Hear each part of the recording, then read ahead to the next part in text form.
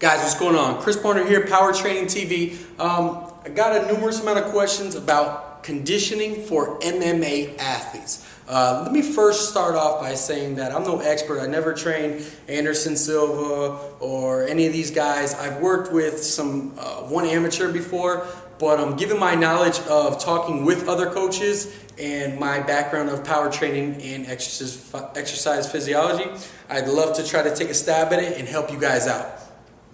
By understanding how we condition for MMA athletes, I think we first need to go over how our body works and how our body produces energy, and it'll give you a better understanding of how we're going to train and condition for the sport.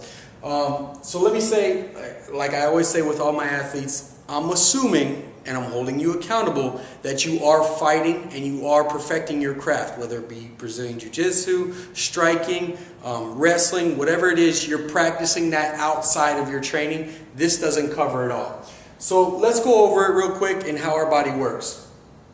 First off, we know that first initial 10 seconds, that first initial power output is your phosphagen system. You are going to be calling upon your creatine stores. After that is your glycolytic system, which is where glycolysis happens. That's where the lactate threshold is being pushed.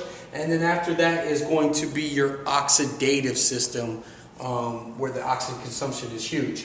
This is going to be within the under 2 to 5 minute marker, I think, and then this is going to be your 5 minutes and beyond.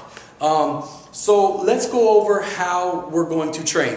I believe wholeheartedly that training and conditioning need to be integrated into each other. I don't believe in the long, slow runs. I think that they can help out for initial guys, but as far as when you start to get into the upper echelon, I believe that you need to throw that out the window. It's just my take. But anyways, let's go on. If you want to get your striking and your kicks and you want to get that Mirko Cro Cop kick, you really need to be training this separately than your conditioning. And what I mean by that is we're going to be training the phosphagen system in the very beginning of your training. This is going to be the high compound movements, and we're going to vary them. So what I mean by that is you're going to start off your training after your warm-up by training in the phosphagen system. So what we're going to do is we're going to pick a power or speed movement, and you're going to be doing this. This is going to consist of your plyometrics. You can do medicine ball tosses. You can vary any kind of different thing, but this is going to be more of the all-out, one-out, max effort type deal. In addition, right after that, you are going to be, in this same energy system, be doing an absolute strength movement. This is going to be your bench, squat, deadlift, and it's going to be very nervous system taxing. And I need you guys to hit it very hard. So stay 5s and below. 5, 4, 3, 2, 1 rep range is perfect. After this, I believe that the way we're going to actually condition is we're going to work in this area right around here. What we're going to do is this is going to be a series of auxiliary lifts, right, that we train continuously that mimic the round in MMA. So what I mean by that is you have, what do you have, a 3 or 5 minute round, wherever, I don't know, amateur or pro, whatever you guys are. Let's just take, for instance, UFC, 5 minutes. So for 5 minutes, you're going to choose roughly 4 or 5 exercises, depending on where you're at. Maybe we can build it up to 10 and lower the reps, or we could choose 2 to 3 movements and higher the reps and just keep going. These lifts are going to mimic stuff you will be doing inside the ring. As an MMA fighter, now you know that you do not train muscles anymore, you train movements. So these are going to be high threshold power movements, total body, but you're going to do them with a decreased weight and you're going to keep continuing. So let me give you an example. One that I might use here, a typical circuit, is I will choose basically, maybe we'll start off with a push press or hang clean, something a little bit lighter where you could get a lot more reps.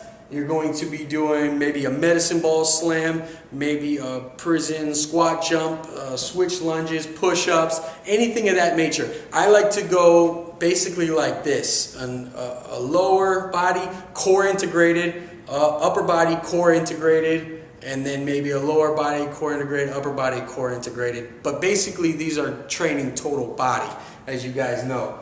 Core integration is everything. Your hips and your core are everything in MMA, and you need to have them conditioned and powerful. So they're going to go and continue those. So say we have those exercises. We'll say we have 7 to 10 reps between each one, and I'm going to have you continue those as many rounds as you can in 5 minutes. Then we're going to take a 1 minute rest, and then we're going to come back and we're going to hit it again. However many rounds, and you build up from there. If you want to start with a 3-minute AMRAP, that's as many reps as possible, go ahead and do that. But keep those rounds high, keep alternating the exercises, and keep choosing complex movements that are going to use your core and force couple with the upper and lower body. And I think you're going to be in good, decent shape when you prepare for your fight. Like I said, this is very important. Get your striking out of this world. Throw a big haymaker. Train that power in the beginning. This is going to be your 2 to 3 minute rest between each set.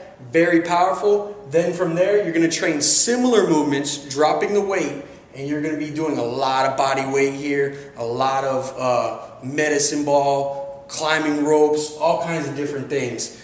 Integrate it all. Use your body. Get comfortable in your body.